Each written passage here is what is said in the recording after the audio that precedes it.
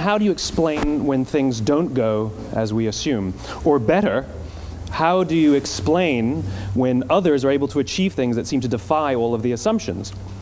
For example, why is Apple so innovative?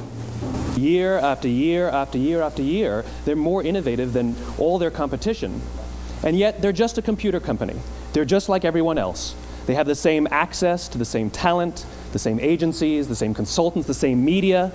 Then why is it that they seem to have something different?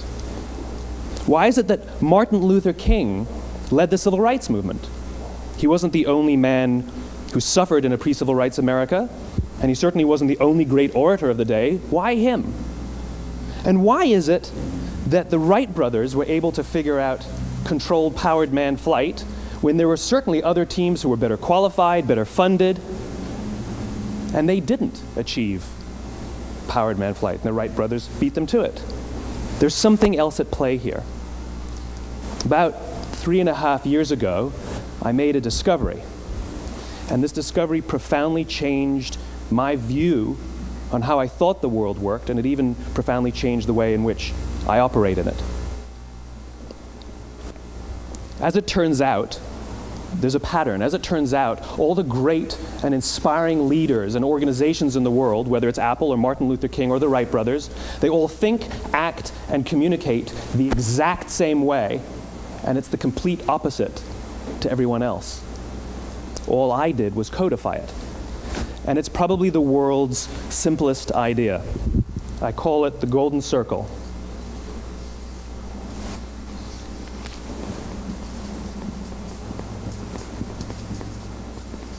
Why, how, what? This little idea explains why some organizations and some leaders are able to inspire where others aren't. Let me define the terms really quickly.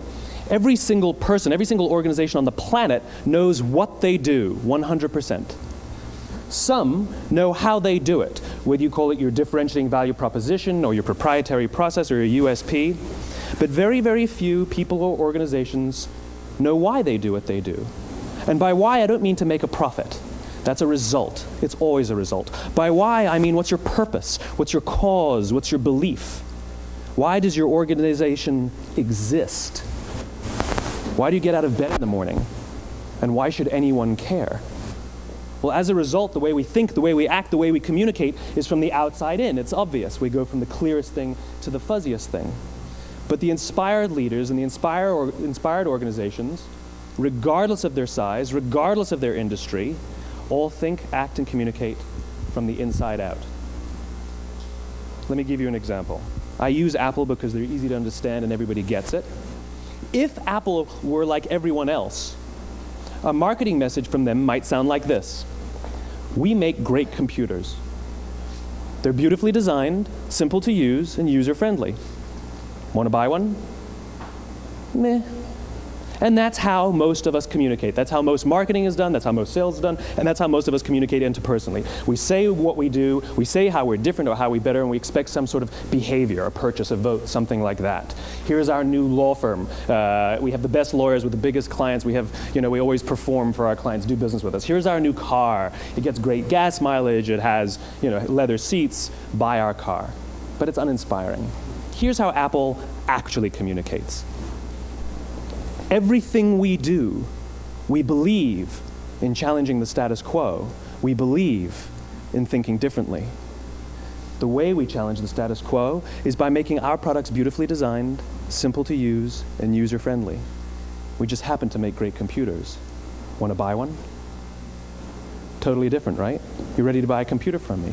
All I did was reverse the order of the information. What it proves to us is that people don't buy what you do, people buy why you do it. People don't buy what you do, they buy why you do it. This explains why every single person in this room is perfectly comfortable buying a computer from Apple. But we're also perfectly comfortable buying an MP3 player from Apple, or a phone from Apple, or a DVR from Apple. But as I said before, Apple's just a computer company. There's nothing that distinguishes them structurally from any of their competitors. Their competitors are all equally qualified to make all of these products. In fact, they tried. A few years ago, Gateway came out with flat-screen TVs. They're eminently qualified to make flat-screen TVs. They've been making flat-screen monitors for years. Nobody bought one.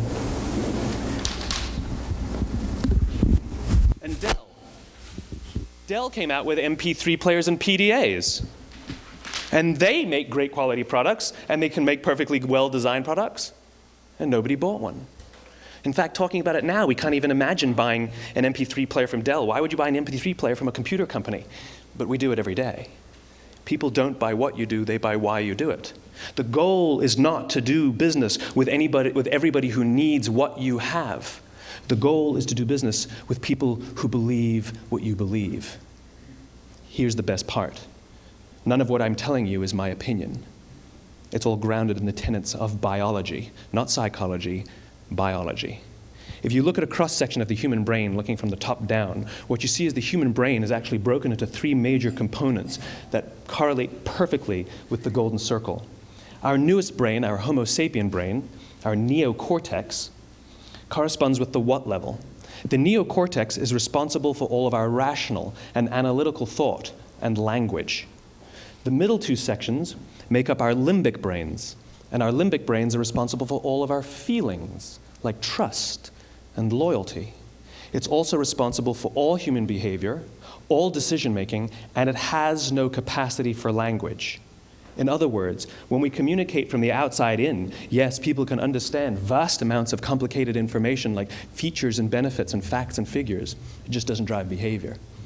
When we communicate from the inside out, we're talking directly to the part of the brain that controls behavior, and then we allow people to rationalize it with the tangible things we say and do. This is where gut decisions come from. You know, sometimes you can give somebody all the facts and your figures, and they say, I know what all the facts and details say, but it just doesn't feel right. Why would we use that verb? It doesn't feel right.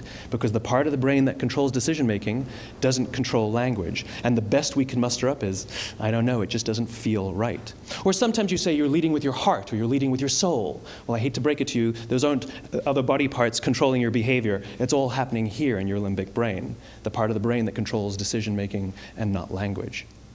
But if you don't know why you do what you do, and people respond to why you do what you do, then how will you ever get people to vote for you or buy something from you, or more importantly, be loyal and want to be a part of what it is that you do? Again, the goal is not just to sell people who need what you have. The goal is to sell to people who believe what you believe. The goal is not just to hire people who need a job. It's to hire people who believe what you believe. I always say that, you know, there's, if you hire people just because they can do a job, they'll work for your money. But if you hire people who believe what you believe, they work for you with blood and sweat and tears. And nowhere else is there a better example of this than with the Wright brothers. Most people don't know about Samuel Pierpont Langley. And back in the early 20th century, the pursuit of powered man flight was like the dot-com of the day. Everybody was trying it.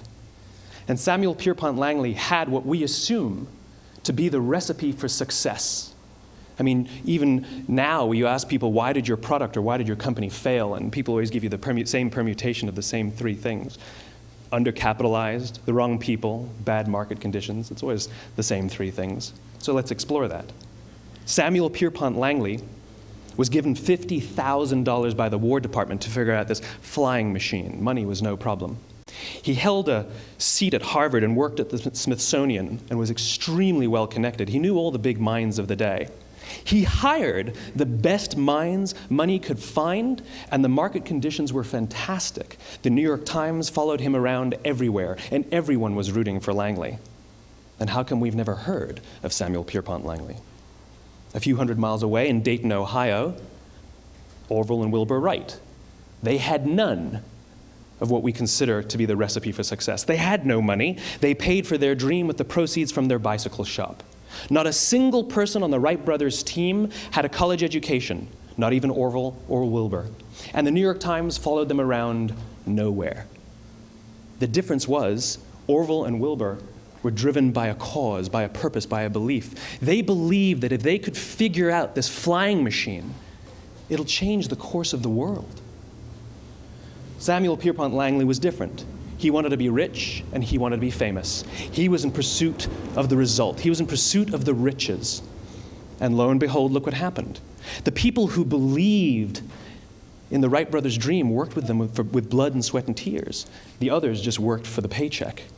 And they tell stories of how every time the Wright brothers went out, they would have to take 5 sets of parts because that's how many times they would crash before they came in for supper. And eventually, on December 17th, 1903, the Wright brothers took flight. And no one was there to even experience it. We found out about it a few days later. And further proof that Langley was motivated by the wrong thing, the day the Wright brothers took flight, he quit. He could have said, "That's an amazing discovery, guys. Now we'll improve upon your technology." But he didn't. He wasn't first. He didn't get rich. He didn't get famous. So he quit. People don't buy what you do, they buy why you do it. And if you talk about what you believe, you will attract those who believe what you believe. Well, why is it important to attract those who believe what you believe? Something called the law of diffusion of innovation. And if you don't know the law, you definitely know the terminology. The first 2.5% of our population are our innovators. The next 13.5% of our population are our early adopters. The next 34% are your early majority, your late majority, and your laggards. The only reason these people buy touch-tone phones is because you can't buy rotary phones anymore. We all sit at various places at various times on the scale, but what the law of diffusion of innovation tells us is that if you want mass market success or mass market acceptance of an idea, you cannot have it until you achieve this tipping point between 15 and 18% market penetration, and then the system tips. And I love asking businesses, what's your conversion on new business? And they love to tell you, oh, it's about 10%, proudly.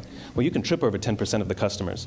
We all have about 10% who just get it. That's how we describe them, right? That's like that gut feeling, oh, they just get it. The problem is, how do you find the ones that just get it before you're doing business with them versus the ones who don't get it? So it's this here, this little gap, that you have to close, as Geoffrey Moore calls it, crossing the chasm. Because you see, the early majority will not try something until someone else has tried it first. And these guys, the innovators and the early adopters, they're comfortable making those gut decisions. They're more comfortable making those intuitive decisions that are driven by what they believe about the world, and not just what product is available. These are the people who stood online for 6 hours to buy an iPhone when they first came out, when you could have just walked into the store the next week and bought one off the shelf. These are the people who spent $40,000 on flat-screen TVs when they first came out, even though the technology was substandard. And by the way, they didn't do it because the technology was so great. They did it for themselves. It's because they wanted to be first. People don't buy what you do, they buy why you do it. And what you do simply proves what you believe. In fact, people will do the things that prove what they believe. The reason that person bought the iPhone in the first 6 hours, or stood in line for 6 hours, was because of what they believed about the world and how they wanted everybody to see them. They were first. People don't buy what you do, they buy why you do it. So let me give you a famous example, a famous failure and a famous success of the law of diffusion of innovation. First, the famous failure. It's a commercial example. As we said before a second ago, the recipe for success is money and the right people and the right marketing conditions, right? You should have success then. Look at TiVo. From the time TiVo came out about 8 or 9 years ago to this current day, they are the single highest quality product on the market. Hands down, there is no dispute. They were extremely well funded. Market conditions were fantastic. I mean, we use TiVo as a verb. I TiVo stuff on my piece of junk Time Warner DVR all the time. But TiVo is a commercial failure. They've never made money. And when they went IPO, their stock was at about $30 or $40 and then plummeted, and it's never traded above 10. In fact, I don't think it's even traded above 6, except for a couple of little spikes. Because you see, when TiVo launched their product, they told us all what they had. They said, we have a product that pauses live TV, skips commercials, rewinds live TV, and memorizes your viewing habits without you even asking. And the cynical majority said, we don't believe you, we don't need it, we don't like it, you're scaring us. What if they had said, if you're the kind of person who likes to have total control over every aspect of your life, boy, do we have a product for you. It pauses live TV, skips commercials, memorizes your viewing habits, etc., etc. People don't buy what you do, they buy why you do it, and what you do simply serves as the proof of what you believe. Now let me give you a successful example of the law of diffusion of innovation. In the summer of 1963, 250,000 people showed up on the Mall in Washington to hear Dr. King speak. They sent out no invitations, and there was no website to check the date. How do you do that? Well, Dr. King wasn't the only man in America who was a great orator. He wasn't the only man in America who suffered in a pre-civil rights America. In fact, some of his ideas were bad. But he had a gift. He didn't go around telling people what needed to change in America. He went around and told people what he believed. I believe, I believe, I believe, he told people. And people who believed what he believed took his cause and they made it their own, and they told people. And some of those people created structures to get the word out to even more people. And lo and behold, 250,000 people showed up on the right day, on the right time to hear him speak. How many of them showed up for him? 0. They showed up for themselves. It's what they believed about America that got them to travel on a bus for 8 hours to stand in the sun in Washington in the middle of August. It's what they believed, and it wasn't about black versus white. 25% of the audience was white. Dr. King believed that there are 2 types of laws in this world, those that are made by a higher authority and those that are made by man. And not until all the laws that are made by man are consistent with the laws that are made by the higher authority will we live in a just world. It just so happens that the civil rights movement was the perfect thing to help him bring his cause to life. We followed him not for him, but for ourselves. And by the way, he gave the I have a dream speech, not the I have a plan speech. Listen to politicians now with their comprehensive 12-point plans. They're not inspiring anybody. Because there are leaders and there are those who lead. Leaders hold a position of power or authority, but those who lead inspire us. Whether they're individuals or organizations, we follow those who lead not because we have to, but because we want to. We follow those who lead not for them, but for ourselves. And it's those who start with why that have the ability to inspire those around them or find others who inspire them. Thank you very much.